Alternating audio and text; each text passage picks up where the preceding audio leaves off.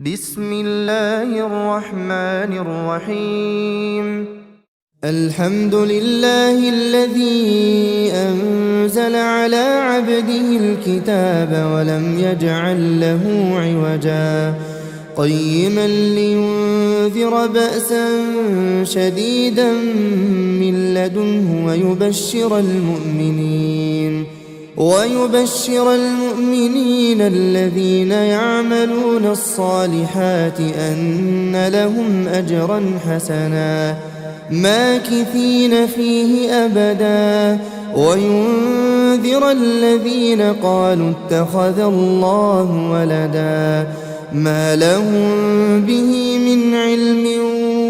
ولا لآبائهم كبرت كلمة تخرج من أفواههم إن يقولون إلا كذبا فلعلك باخع نفسك على آثارهم إن لم يؤمنوا بهذا الحديث أسفا إنا جعلنا ما على الأرض زينة لها لنبلوهم أيهم أحسن عملا وإنا لجاعلون ما عليها صعيدا جرزا أم حسبت أن أصحاب الكهف والرقيم كانوا من آياتنا عجبا إذ أوى الفتية إلى الكهف فقالوا ربنا آتنا من لدنك رحمة وهيئ لنا من أمرنا رشدا فضربنا على آذانهم في الكهف سنين عددا ثم بعثناهم لنعلم أي الحزبين أحصى لما لبثوا أمدا نحن نقص عليك نبأهم بالحق إنهم فتية آمنوا بربهم وزدناهم هدى وربطنا على قلوبهم إذ قاموا فقالوا ربنا رب السماوات والأرض لن ندعو من دونه إلها لقد قلنا إذا شططا هؤلاء قوم اتخذوا من دونه آلهة لولا يأتون عليهم بسلطان بين فمن أظلم ممن افترى على الله كذبا وإذ اعتزلتموهم وما يعبدون إلا الله فأووا إلى الكهف ينشر لكم ربكم من رحمته ويهيئ لكم من أمركم مرفقا وترى الشمس إذا طلعت تزاور عن كهفهم ذات اليمين وإذا غربت تقرضهم ذات الشمال وهم في فجوة منه ذلك من آيات الله من يهد الله فهو المهتد ومن يضلل فلن تجد له وليا مرشدا وتحسبهم أيقاظا وهم رقود ونقلبهم ذات اليمين وذات الشمال وكلبهم باسط ذراعيه بالوصيد لو اطلعت عليهم لوليت منهم فرارا ولملئت منهم رعبا وكذلك بعثناهم ليتساءلوا بينهم قال قائل منهم كم لبثتم قالوا لبثنا يوما أو بعض يوم قالوا ربكم أعلم بما لبثتم فابعثوا أحدكم بورقكم هذه إلى المدينة فلينظر أيها أزكى طعاما فليأتكم برزق منه وليتلطف ولا يشعرن بكم أحدا إنهم إن يظهروا عليكم يرجموكم أو يعيدوكم في ملتهم ولن تفلحوا إذا أبدا وكذلك أعثرنا عليهم ليعلموا أن وعد الله حق وأن الساعة لا ريب فيها إذ يتنازعون بينهم أمرهم فقالوا بنوا عليهم بنيانا ربهم أعلم بهم قال الذين غلبوا على أمرهم لنتخذن عليهم مسجدا سيقولون ثلاثة رابعهم كلبهم ويقولون خمسة سادسهم كلبهم رجما بالغيب ويقولون سبعة وثامنهم كلبهم قل ربي أعلم بعدتهم ما يعلمهم إلا قليل فلا تمار فيهم إلا مراء ظاهرا ولا تستفت فيهم منهم أحدا ولا تقولن لشيء إني فاعل ذلك غدا إلا أن يشاء الله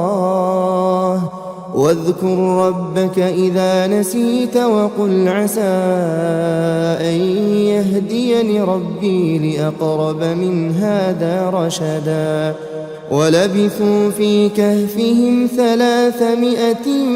سنين وازدادوا 9 قل الله أعلم بما لبثوا له غيب السماوات والأرض أبصر به وأسمع ما لهم من دونه من ولي ولا يشرك في حكمه أحدا واتل ما أوحي إليك من كتاب ربك لا مبدل لكلماته ولن تجد من دونه ملتحدا واصبر نفسك مع الذين يدعون ربهم بالغداة والعشي يريدون وجهه ولا تعد عيناك عنهم تريد زينة الحياة الدنيا ولا تطع من أغفلنا قلبه عن ذكرنا واتبع هواه وكان أمره فرطا وقل الحق من ربكم فمن شاء فليؤمن ومن شاء فليكفر إنا أعتدنا للظالمين نارا أحاط بهم سرادقها وإن يستغيثوا يغاثوا بماء كالمهل يشوي الوجوه بئس الشراب وساءت مرتفقا إن الذين آمنوا وعملوا الصالحات إنا لا نضيع أجر من أحسن عملا أولئك لهم جنات عدن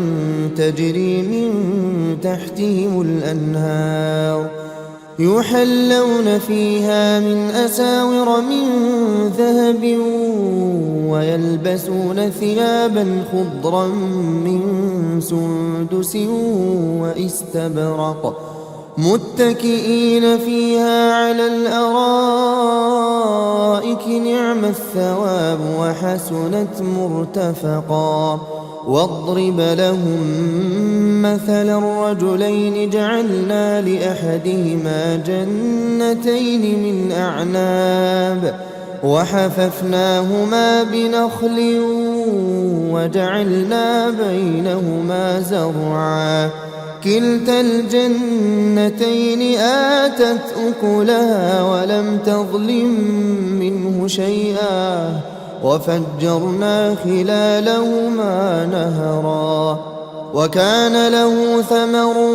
فقال لصاحبه وهو يحاوره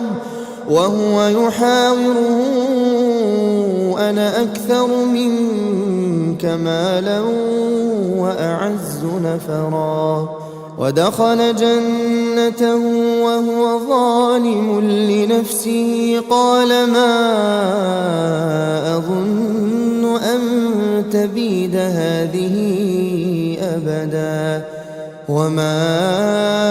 أظن الساعة قائمة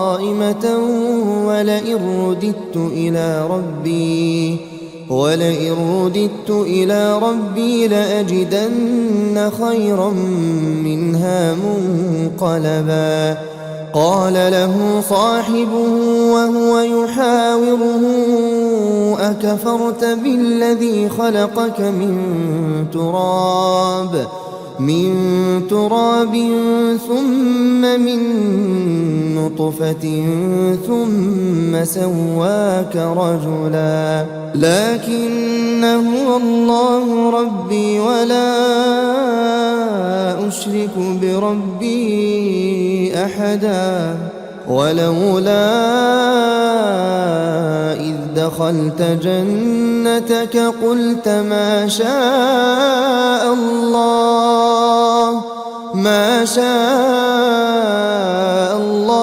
لا قوة إلا بالله إن ترني أنا أقل منك مالا وولدا فعسى ربي أن يؤتيني خيرا من جنتك ويرسل عليها حسبانا من السماء فتصبح صعيدا زلقا أو يصبح ماؤها غورا فلن تستطيع له طلبا وأحيط بثمره فأصبح يقلب كفيه على ما أنفق فيها وهي خاوية على عروشها ويقول يا ليتني لم أشرك بربي أحدا ولم تكن له فئة ينصرونه من دون الله وما كان منتصرا هنالك الولاية لله الحق هو خير ثوابا وخير عقبا واضرب لهم مثل الحياة الدنيا كماء إن أنزلناه من السماء فاختلط به نبات الأرض فأصبح هشيما تذروه الرياح وكان الله على كل شيء مقتدرا المال والبنون زينة الحياة الدنيا والباقيات الصالحات خير عند ربك ثوابا وخير أملا ويوم نسير الجبال وترى الأرض بارزة وحشرناهم فلم نغادر منهم أحدا وعرضوا على ربك صفا لقد جئتمونا كما خلقناكم أول مرة بل زعمتم أن لن نجعل لكم موعدا ووضع الكتاب فترى المجرمين مشفقين مما فيه ويقولون يا ويلتنا ما لهذا الكتاب لا يغادر صغيرة ولا كبيرة إلا أحصاها ووجدوا ما عملوا حاضرا ولا يظلم ربك أحدا وإذ قلنا للملائكة اسجدوا لآدم فسجدوا إلا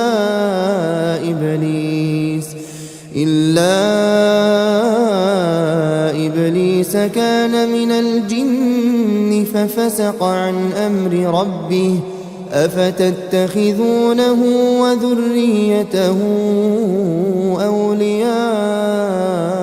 من دوني وهم لكم عدو بئس للظالمين بدلا ما أشهدتهم خلق السماوات والأرض ولا خلق أنفسهم وما كنت متخذ المضلين عضدا ويوم يقول نادوا شركائي الذين زعمتم فدعوهم فلم يستجيبوا لهم وجعلنا بينهم موبقا ورأى المجرمون النار فظنوا أنهم مواقعوها ولم يجدوا عنها مصرفا ولقد صرفنا في هذا القرآن للناس من كل مثل وكان الإنسان أكثر شيء جدلا وما منع الناس أن يؤمنوا إذ جاءهم الهدى ويستغفروا ربهم إلا أن تأتيهم سنة الأولين أو يأتيهم العذاب قبلا وما نرسل المرسلين إلا مبشرين ومنذرين ويجادل الذين كفروا بالباطل ليدحضوا به الحق واتخذوا آياتي وما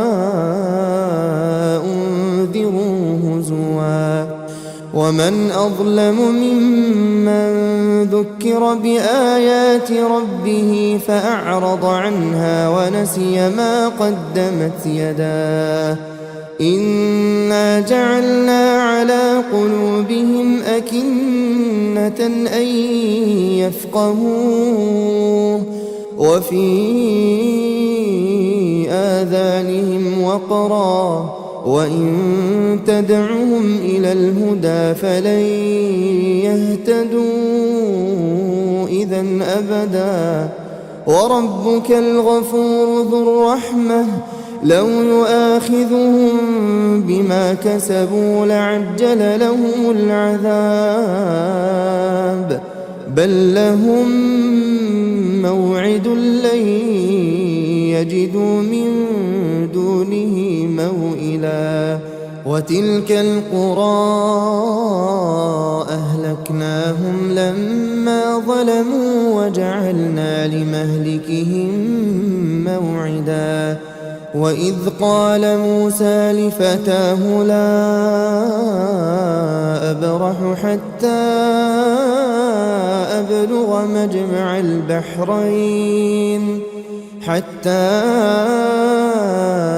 أبلغ مجمع البحرين أو أمضي حقبا فلما بلغا مجمع بينهما نسيا حوتهما فاتخذ سبيله في البحر سربا فلما جاوزا قال لفتاه آتنا غداءنا لقد لقينا من سفرنا هذا نصبا قال أرأيت إذ أوينا إلى الصخرة فإني نسيت الحوت وما أنسانيه إلا الشيطان أن أذكره واتخذ سبيله في البحر عجبا قال ذلك ما كنا نبغي فارتدا على آثارهما قصصا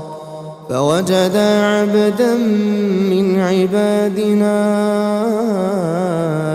آتيناه رحمة من عندنا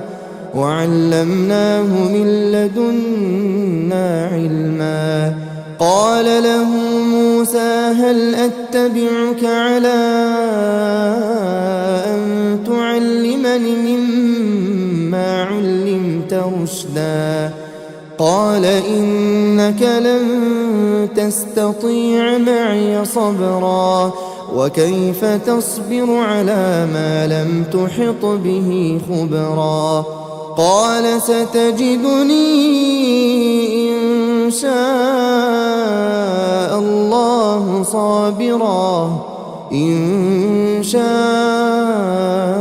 الله صابرا ولا أعصي لك أمرا قال فإن اتبعتني فلا تسألني عن شيء حتى أحدث لك منه ذكرا فانطلقا حتى إذا ركبا في السفينة خرقها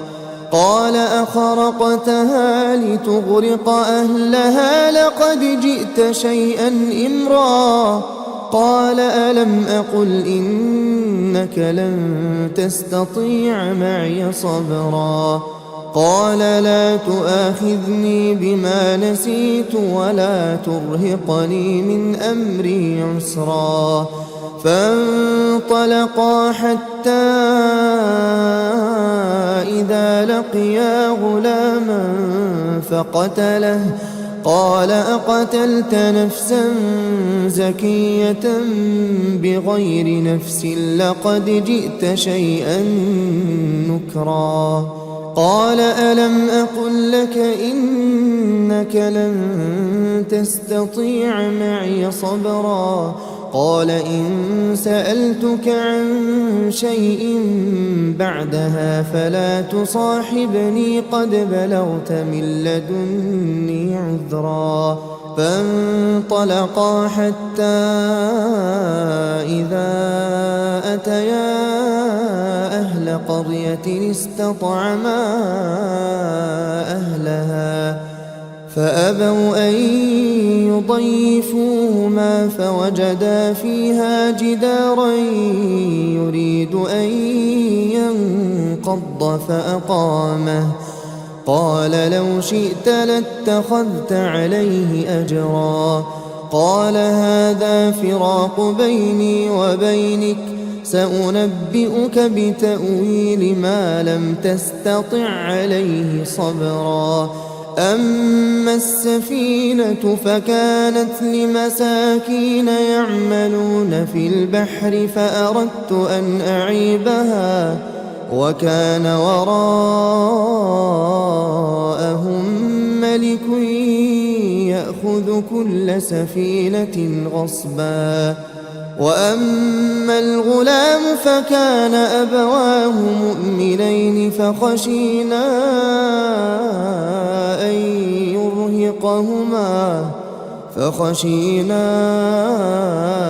أن يرهقهما طغيانا وكفرا فأردنا أن يبدلهما ربهما خيرا منه زكاة وأقرب رحما وأما الجدار فكان لغلامين يتيمين في المدينة وكان تحته كنز لهما وكان أبوهما صالحا فأراد ربك أن يبلغا أشدهما ويستخرجا كنزهما رحمة من ربك وما فعلته عن أمري ذلك تأويل ما لم تسطع عليه صبرا ويسألونك عن ذي القرنين قل سأتلو عليكم منه ذكرا إنا مكنا له في الأرض وآتيناه من كل شيء سببا فأتبع سببا حتى إذا بلغ مغرب الشمس وجدها تغرب في عين حمئة ووجد عندها قوما قلنا يا ذا القرنين إما أن تعذب وإما أن تتخذ فيهم حسنا قال أما من ظلم فسوف نعذبه ثم يرد إلى ربه فيعذبه عذابا نكرا وأما من آمن وعمل صالحا فله جزاء الحسنى وسنقول له من أمرنا يسرا ثم أتبع سببا حتى إذا بلغ مطلع الشمس وجدها تطلع على قوم لم نجعل لهم من دونها سترا كذلك وقد أحطنا بما لديه خبرا ثم أتبع سببا حتى إذا بلغ بين السدين وجد من دونهما قوما لا يكادون يفقهون قولا قالوا يا ذا القرنين إن يأجوج ومأجوج مفسدون في الأرض فهل نجعل لك خرجا على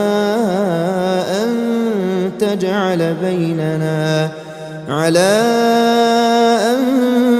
تجعل بيننا وبينهم سدا قال ما مكني فيه ربي خير فأعينوني بقوة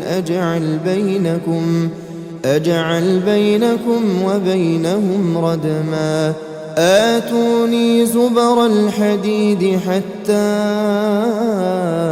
إذا ساوى بين الصدفين قال انفخوا حتى إذا جعله نارا قال آتوني أفرغ عليه قطرا فما استطاعوا أن يظهروه وما استطاعوا له نقبا قال هذا رحمة من ربي فإذا جاء وعد ربي جعله دكاء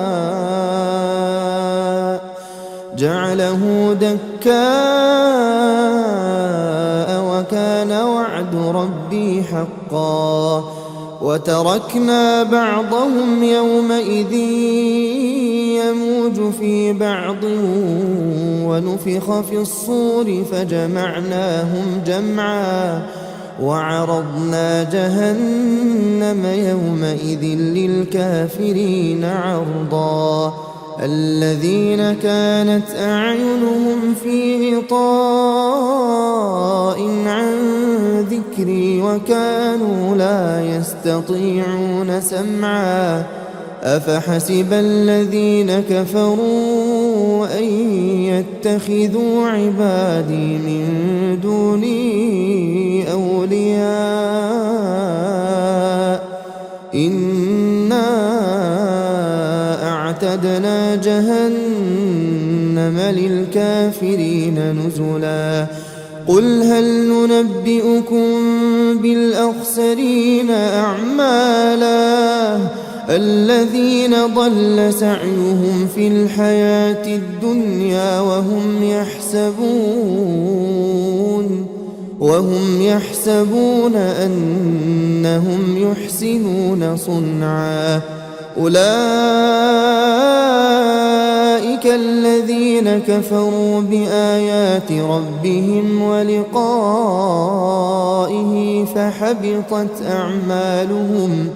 فحبطت أعمالهم فلا نقيم لهم يوم القيامة وزنا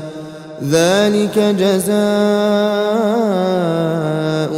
جهنم بما كفروا واتخذوا آياتي ورسلي هزوا إن الذين آمنوا وعملوا الصالحات كانت لهم جنات الفردوس نزلا خالدين فيها لا يبغون عنها حولا قل لو كان البحر مدادا لكلمات ربي لنفد البحر قبل أن تنفد كلمات ربي ولو جئنا بمثله مددا قل إنما أنا بشر مثلكم يوحى إلي أنما إلهكم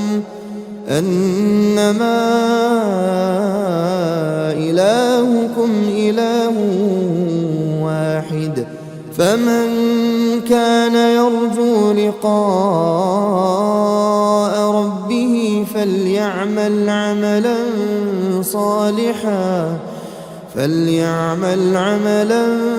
صالحا ولا يشرك بعبادة ربه أحدا.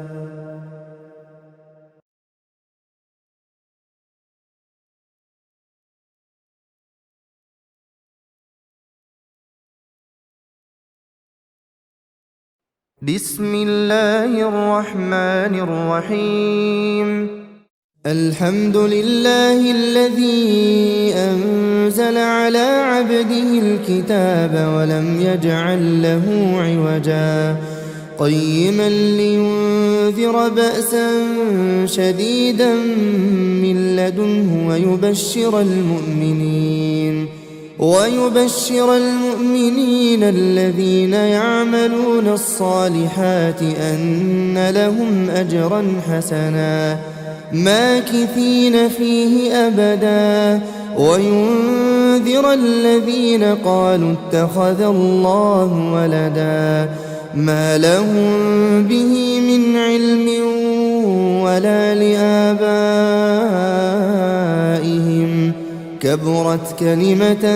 تخرج من أفواههم إن يقولون إلا كذبا فلعلك باخع نفسك على آثارهم إن لم يؤمنوا بهذا الحديث أسفا إنا جعلنا ما على الأرض زينة لها لنبلوهم أيهم أحسن عملا وإنا لجاعلون ما عليها صعيدا جرزا أم حسبت أن أصحاب الكهف والرقيم كانوا من آياتنا عجبا إذ أوى الفتية إلى الكهف فقالوا ربنا آتنا من لدنك رحمة وهيئ لنا من أمرنا رشدا فضربنا على آذانهم في الكهف سنين عددا ثم بعثناهم لنعلم أي الحزبين أحصى لما لبثوا أمدا نحن نقص عليك نبأهم بالحق إنهم فتية آمنوا بربهم وزدناهم هدى وربطنا على قلوبهم إذ قاموا فقالوا ربنا رب السماوات والأرض لن ندعو من دونه إلها لقد قلنا إذا شططا هؤلاء قوم اتخذوا من دونه آلهة لولا يأتون عليهم بسلطان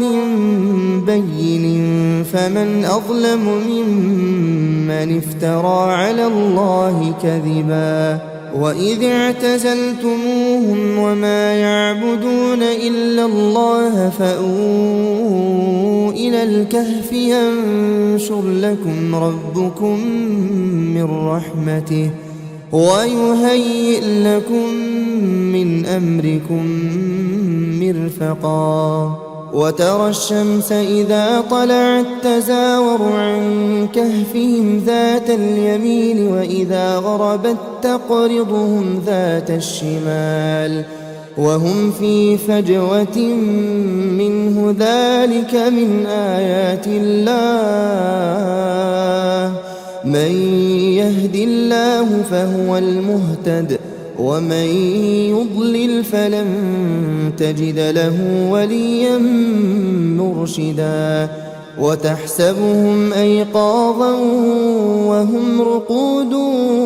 ونقلبهم ذات اليمين وذات الشمال وكلبهم باسط ذراعيه بالوصيد لو اطلعت عليهم لوليت منهم فرارا ولملئت منهم رعبا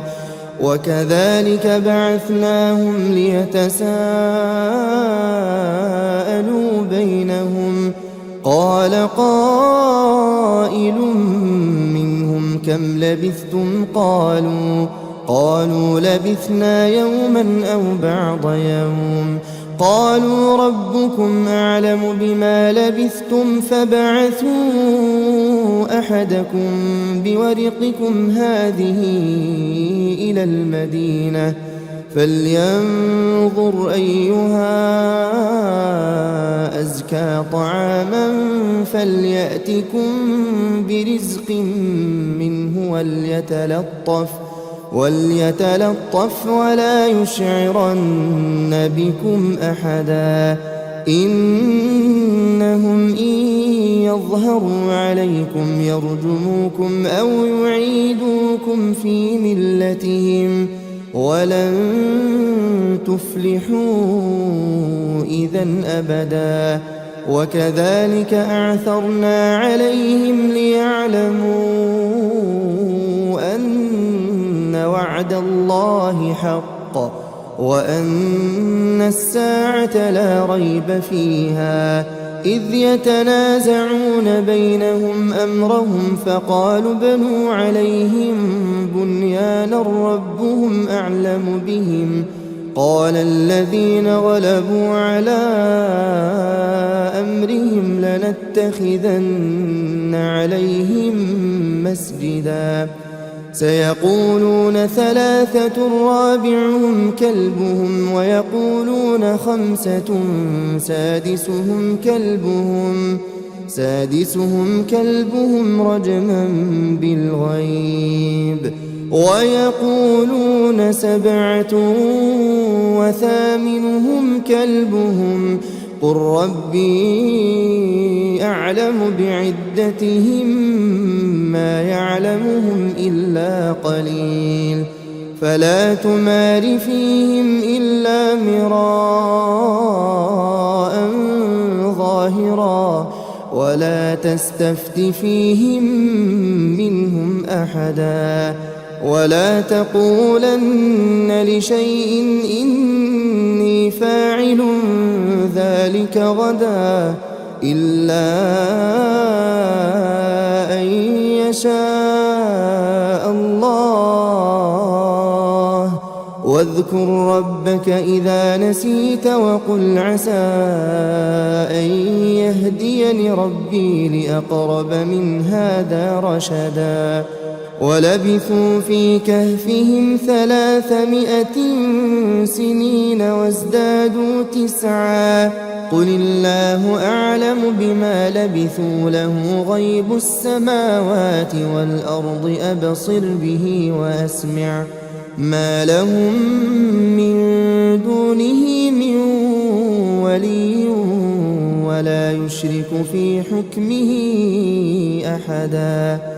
واتل ما أوحي إليك من كتاب ربك لا مبدل لكلماته ولن تجد من دونه ملتحدا واصبر نفسك مع الذين يدعون ربهم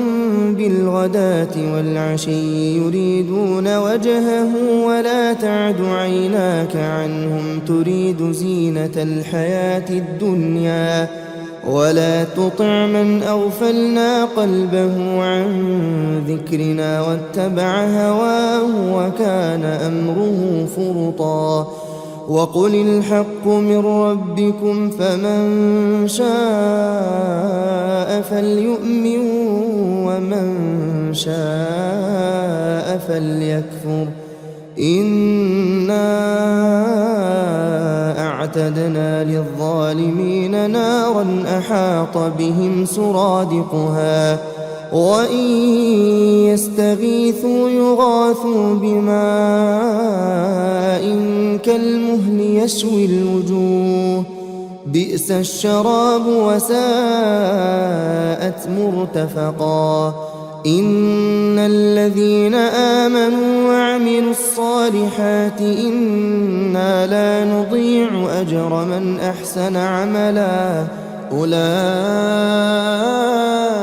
لهم جنات عدن تجري من تحتهم الأنهار يحلون فيها من أساور من ذهب ويلبسون ثيابا خضرا من سندس واستبرق متكئين فيها على الأرائك نعم الثواب وحسنت مرتفقا واضرب لهم مثلا الرجلين جعلنا لأحدهما جنتين من أعناب وحففناهما بنخل وجعلنا بينهما زرعا كلتا الجنتين آتت أكلها ولم تظلم منه شيئا وفجرنا خلالهما نهرا وكان له ثمر فقال لصاحبه وهو يحاوره أنا أكثر منك مالا وأعز نفرا ودخل جنته وهو ظالم لنفسه قال ما أظن أن تبيد هذه أبدا وما أظن الساعة قائمة ولئن رددت إلى ربي لأجدن خيرا منها منقلبا قال له صاحبه وهو يحاوره أكفرت بالذي خلقك من تراب من تراب ثم من نطفة ثم سواك رجلا لكن هو الله ربي ولا أشرك بربي أحدا ولولا إذ دخلت جنتك قلت ما شاء الله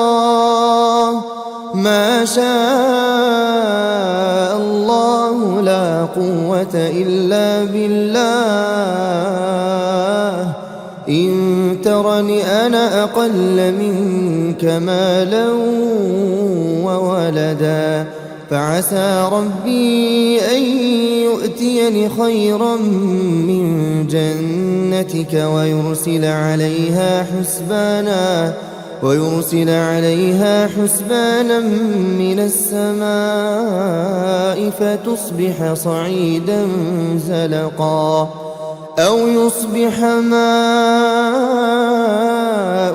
غورا فلن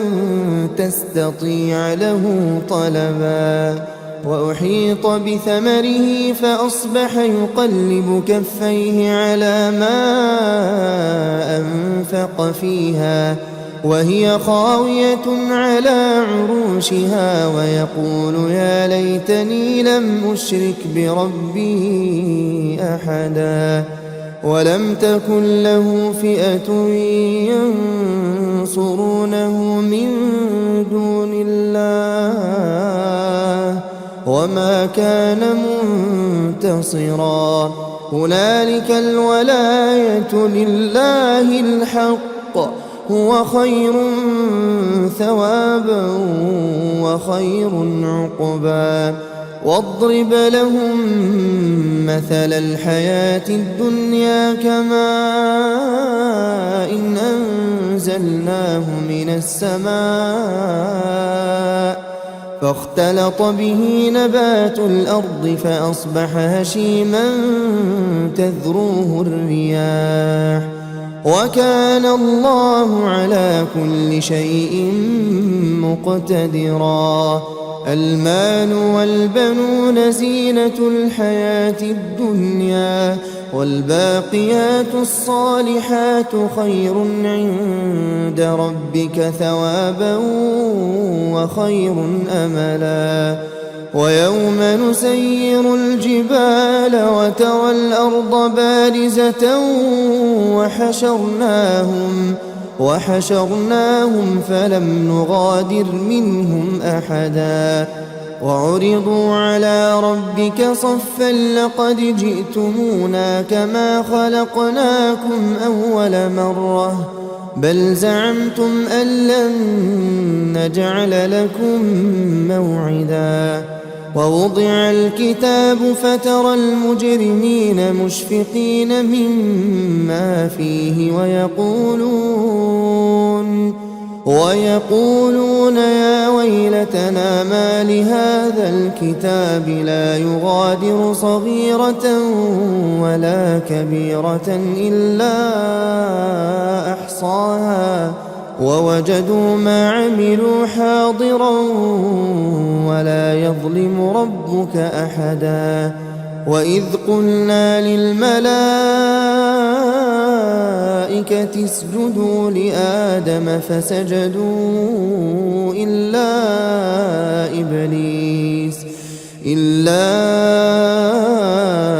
إبليس كان من الجن ففسق عن أمر ربه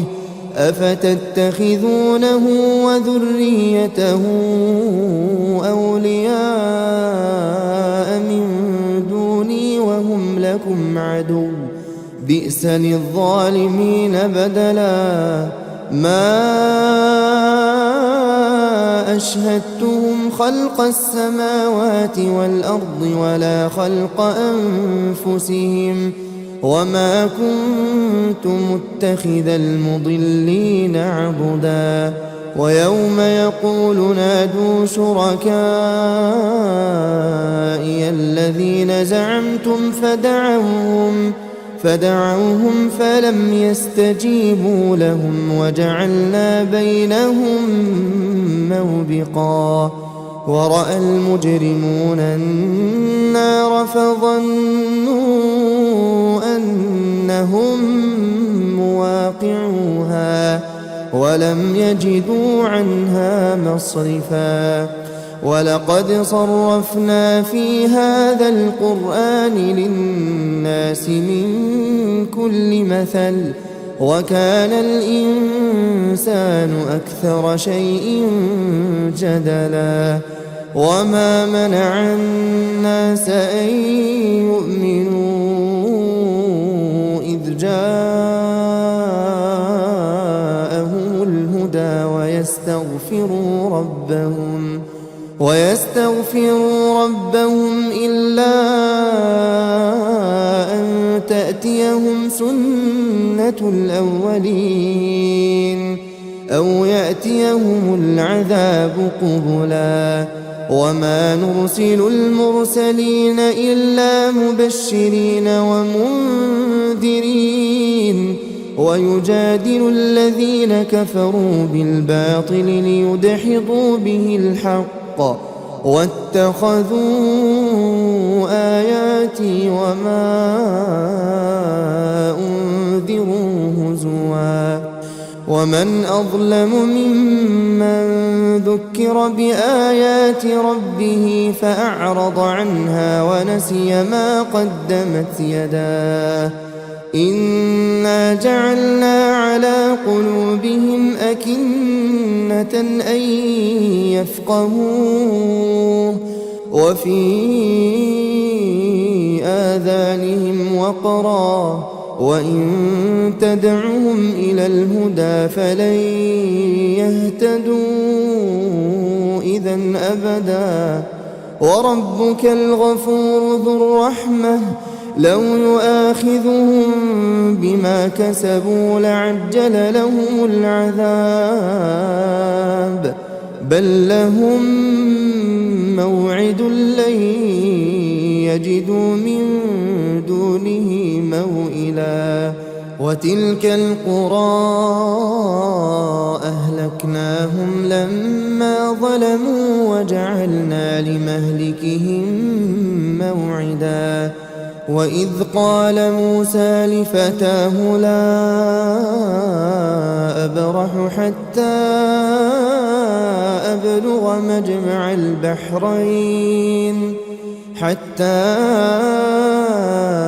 أبلغ مجمع البحرين أو أمضي حقبا فلما بلغا مجمع بينهما نسيا حوتهما فاتخذ سبيله في البحر سربا فلما جاوزا قال لفتاه آتنا غداءنا لقد لقينا من سفرنا هذا نصبا قال أرأيت إذ أوينا إلى الصخرة فإني نسيت الحوت وما أنسانيه إلا الشيطان أن أذكره واتخذ سبيله في البحر عجبا قال ذلك ما كنا نبغي فارتدا على آثارهما قصصا فوجدا عبدا من عبادنا آتيناه رحمة من عندنا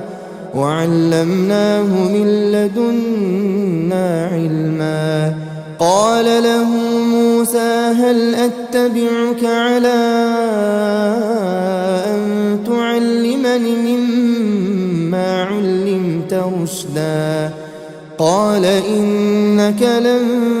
تستطيع معي صبرا وكيف تصبر على ما لم تحط به خبرا قال ستجدني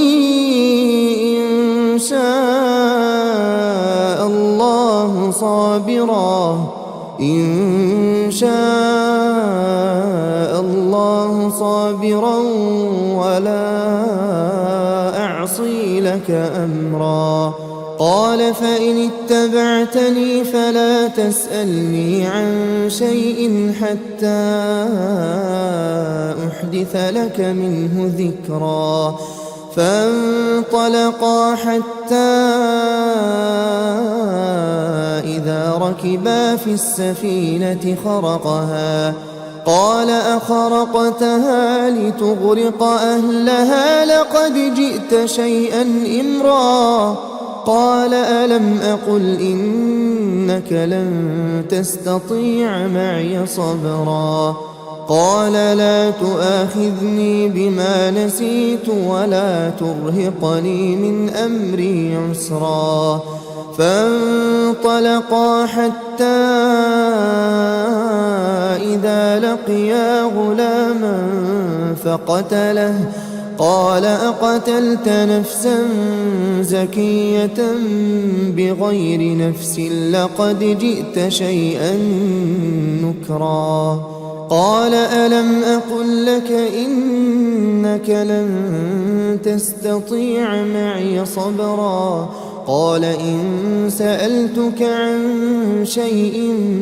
بعدها فلا تصاحبني قد بلغت من لدني عذرا. فانطلقا حتى إذا أتيا أهل قرية استطعما أهلها فأبوا أن يضيفوهما فوجدا فيها جدارا يريد أن ينقض فأقامه. قال لو شئت لاتخذت عليه أجرا. قال هذا فراق بيني وبينك سأنبئك بتأويل ما لم تستطع عليه صبرا. أما السفينة فكانت لمساكين يعملون في البحر فأردت أن أعيبها وكان وراءهم ملك يأخذ كل سفينة غصبا. وأما الغلام فكان أبواه مؤمنين فخشينا أن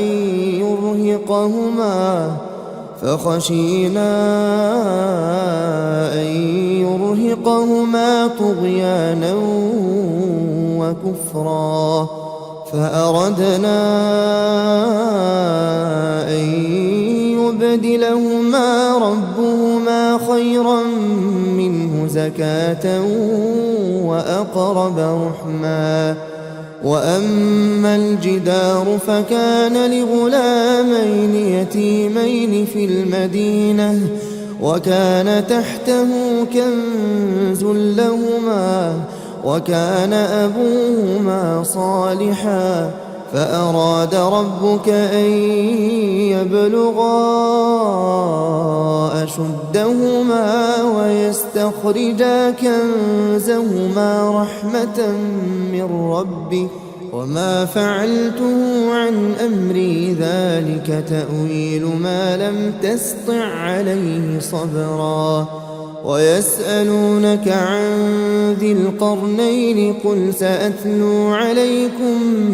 منه ذكرا. إنا مكنا له في الأرض وآتيناه من كل شيء سببا فأتبع سببا حتى إذا بلغ مغرب الشمس وجدها تغرب في عين حمئة ووجد عندها قوما قلنا يا ذا القرنين إما أن تعذب وإما أن تتخذ فيهم حسنا. قال أما من ظلم فسوف نعذبه ثم يرد إلى ربه فيعذبه عذابا نكرا. وأما من آمن وعمل صالحا فله جزاء الحسنى وسنقول له من أمرنا يسرا ثم أتبع سببا حتى إذا بلغ مطلع الشمس وجدها تطلع على قوم لم نجعل لهم من دونها سترا كذلك وقد أحطنا بما لديه خبرا ثم أتبع سببا حتى إذا بلغ بين السدين وجد من دونهما قوما لا يكادون يفقهون قولا قالوا يا ذا القرنين إن يأجوج ومأجوج مفسدون في الأرض فهل نجعل لك خرجا على أن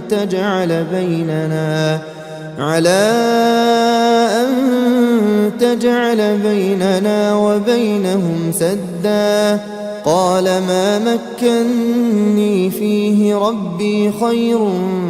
فأعينوني بقوة أجعل بينكم وبينهم ردما آتوني زبر الحديد حتى إذا ساوى بين الصدفين قال انفخوا حتى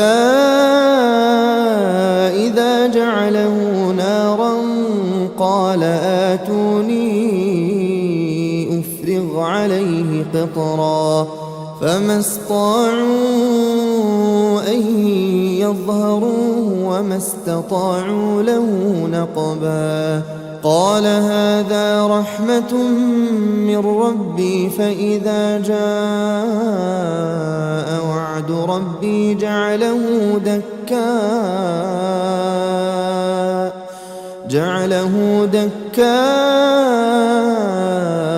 وكان وعد ربي حقا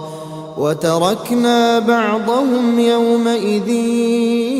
يموج في بعض ونفخ في الصور فجمعناهم جمعا وعرضنا جهنم يومئذ للكافرين عرضا الذين كانت أعينهم في غطاء عن ذكري وكانوا لا يستطيعون سمعا أفحسب الذين كفروا أن يتخذوا عبادي من دوني أولياء إنا أعتدنا جهنم للكافرين نزلا قل هل ننبئكم بالأخسرين أعمالا الذين ضل سعيهم في الحياة الدنيا وهم يحسبون أنهم يحسنون صنعا أولئك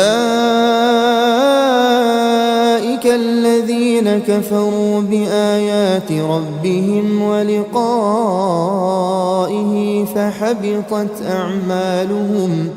فحبطت أعمالهم فلا نقيم لهم يوم القيامة وزنا ذلك جزاؤهم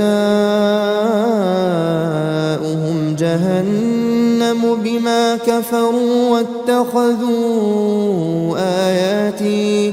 واتخذوا آياتي ورسلي هزوا إن الذين آمنوا وعملوا الصالحات كانت لهم جنات الفردوس نزلا خالدين فيها لا يبغون عنها حولا قل لو كان البحر مدادا لكلمات ربي لنفد البحر قبل أن تنفد كلمات ربي ولو جئنا بمثله مددا قل إنما أنا بشر مثلكم يوحى إلي أنما إلهكم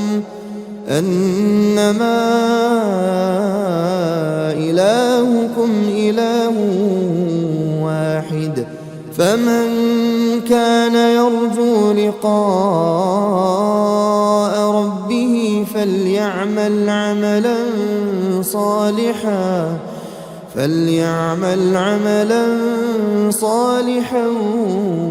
ولا يشرك بعبادة ربه أحدا.